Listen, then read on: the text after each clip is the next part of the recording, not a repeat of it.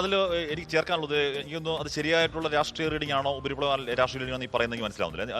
ഞാൻ സംശയിക്കാനുള്ള കാരണം S K യഥാർത്ഥത്തിൽ പ്രതിപക്ഷം ലക്ഷ്യം വെച്ചത് വികസനത്തിലൂന്നിയുള്ള ചർച്ച തന്നെയാണ് യഥാർത്ഥത്തിൽ. അതിന് എസ് കെ ചോദിച്ചു കൗണ്ടർ എന്താണെന്ന് ചോദിച്ചു. എസ് കെ ഒരുപാടുണ്ട് എന്ന് പറഞ്ഞാൽ ആരോഗ്യമന്ത്രി തന്നെയാണ് പറഞ്ഞത് സിസ്റ്റം പരാജയമാണെന്ന് പറഞ്ഞ ആരോഗ്യമന്ത്രി തന്നെയാണ്. ആരോഗ്യവകുപ്പിലെ ഗുരുതരമായ വീഴ്ചകൾ ഈ പറയുന്ന വികസനമുണ്ട് എന്ന് പറയുമ്പോഴും സാധാരണ മനുഷ്യർ പാവങ്ങൾ ചികിത്സ കിട്ടാതെ മരിച്ചു പോകുന്ന, ഓക്സിജൻ കിട്ടാതെ മരിച്ചു പോകുന്ന, ശ്വാസം മുട്ടി മരിച്ചു പോകുന്ന സാഹചര്യം, കൈമുറിച്ചു മരുന്ന സാഹചര്യം, കത്രികകളുടെ സാഹചര്യം, ആഭ്യന്തര വകുപ്പിന്റെ കീഴിൽ പോലീസുകാർ ഇവിടെ പാവങ്ങളെ നിരപരാധികളെ അഷ്ടിക്ക് വകയില്ലാതെ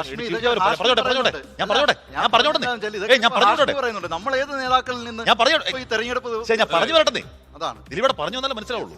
അപ്പൊ ഈ പറയുന്ന അഷ്ടിക്ക് വകയില്ലാത്തവനെ ചവിട്ടി ഉരുട്ടി കൂട്ടുന്നത് ഗൂണ്ടാബന്ധം അടക്കം പറയാൻ പ്രതിപക്ഷത്തിന് വിഷയമില്ലാത്തതല്ല. ചോദ്യം പ്രസക്തമാണ്. ഞാൻ പറയാം ഞാൻ അതേക്കാ വരുന്നത്. പക്ഷെ പ്രതിപക്ഷം പറയാതെ എന്താണ് എസ് കെ പ്രതിപക്ഷം നേരത്തെ ഡീൽ എന്ന് പറഞ്ഞ ആരോപണം ഒരു നേരത്തെ ഉള്ള അവരുടെ ഒരു എന്താണ് അവരുടെ പ്ലാൻഡ് സ്ട്രാറ്റജി ആയിരുന്നില്ല. സ്ഥാനാർത്ഥിനെതിരെ ശേഷമാണല്ലോ ഡീൽ വരുന്നത്.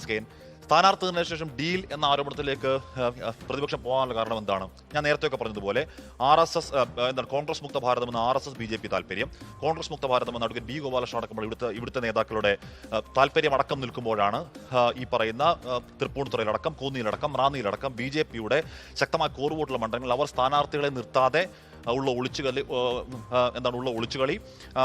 അതിലെ ചോദ്യങ്ങളിൽ നിന്നുള്ള ഒളിച്ചുകളി. SKN ഇവിടെ SDP എന്നൊരു സംഘടനയുണ്ട് കേരളത്തിൽ, അവിടെ ഇവിടെ കോട്ടുള്ള സംഘടന. അതിന്റെ ഒരു തുളസീധരൻ പള്ളിക്കൽ എന്നൊരു നേതാവുണ്ട്. അവരുടെ സംസ്ഥാന വൈസ് പ്രസിഡന്റാണ്, ഇപ്പോൾ സംസ്ഥാന വൈസ് പ്രസിഡന്റാണ്. പണ്ട് ഇവർ പ്രാഗ്രൂപമായി NDF-ൽ കൂടി അതിലേക്ക് വന്ന അവരുടെ മുതിർന്ന നേതാവാണ്. അദ്ദേഹം പറയുന്നത് എന്താണ്? SDP CPM ധാരണയുണ്ടെന്ന് പറയുന്നത് ആരാണ്? SDP-യുടെ സംസ്ഥാന വൈസ് പ്രസിഡന്റ്. അദ്ദേഹം പറയുന്നത് ഒരു കൈയിൽ BJPയും മറുകൈയിൽ SDP-യും പിടിക്കുന്ന ഒരു മഴവിൽ സഖ്യം കേരളം ഇത് ആദ്യമായി കാണുന്നതാണ് എന്ന് പറയുന്നത് SDP-യുടെ ഇപ്പോഴും അദ്ദേഹം പുറത്താകാതെ സംസ്ഥാന പദവിയിലിരിക്കുന്ന തുളസീധരൻ എന്നുള്ള ആളാണ്.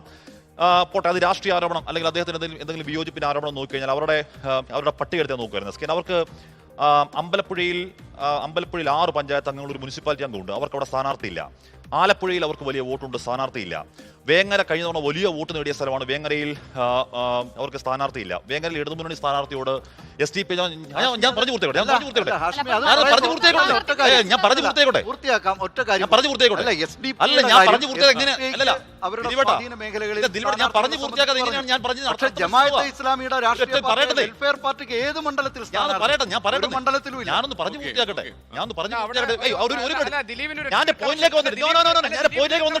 ഞാൻ എന്റെ പോയിന്റിലേക്ക് വന്നിട്ടില്ല.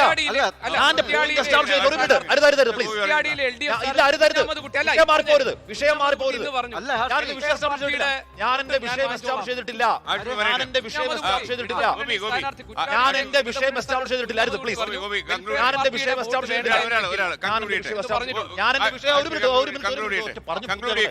പറഞ്ഞു പൂർത്തിയാക്കട്ടെ. പക്ഷേ ഒരുപാട് പറഞ്ഞു കഴിയുമ്പോൾ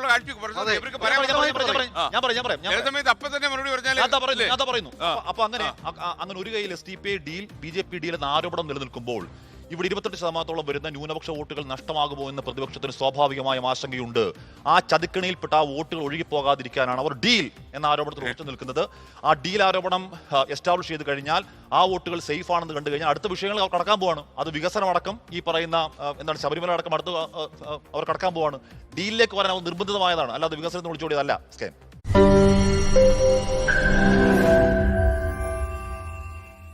ലോകത്തെവിടെയായാലും ഏത് സമയത്തും 24 വാർത്തകളും ഓഗ്മെന്റഡ് റിയാലിറ്റി പാക്കേജുകളും എക്സ്പ്ലെയിനറുകളും വിശദമായി കാണാൻ ഞങ്ങളുടെ YouTube ചാനൽ നിങ്ങൾക്ക് സബ്സ്ക്രൈബ് ചെയ്യാം.